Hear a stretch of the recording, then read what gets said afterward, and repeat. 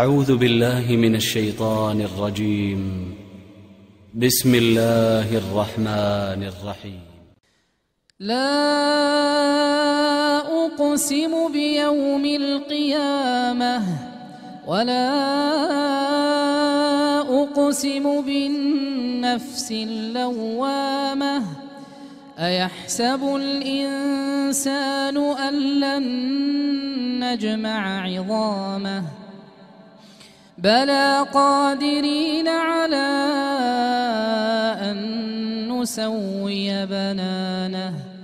بل يريد الإنسان ليفجر أمامه يسأل أيان يوم القيامة فإذا برق البصر وخسف القمر وجمع الشمس والقمر يقول الإنسان يومئذ أين المفر كلا لا وزر إلى ربك يومئذ المستقر ينبأ الإنسان يومئذ بما قدم وأخر بل الإنسان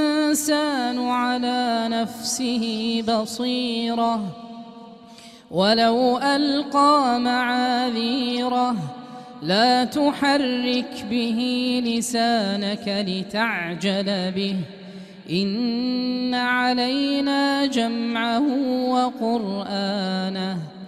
فإذا قرأناه فاتبع قرآنه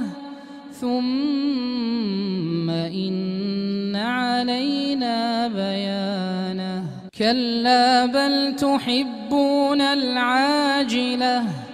وتذرون الآخرة وجوه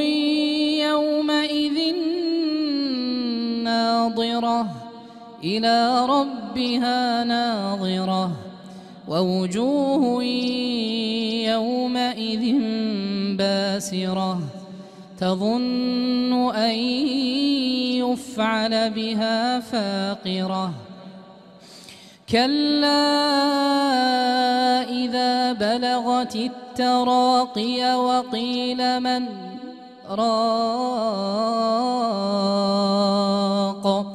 وظن أنه الفراق والتفت الساق بالساق إلى ربك يومئذ المساق فلا صدق ولا صلى ولكن كذب وتولى ثم ذهب إلى أهله يتمطى أولى لك فأولى ثم أولى لك فأولى أيحسب الإنسان أن يترك سدى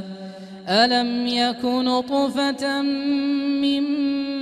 مني يمنى ثم كان علقة فخلق فسوى فجعل منه الزوجين الذكر والأنثى أليس ذلك بقادر على أن يحيي الموتى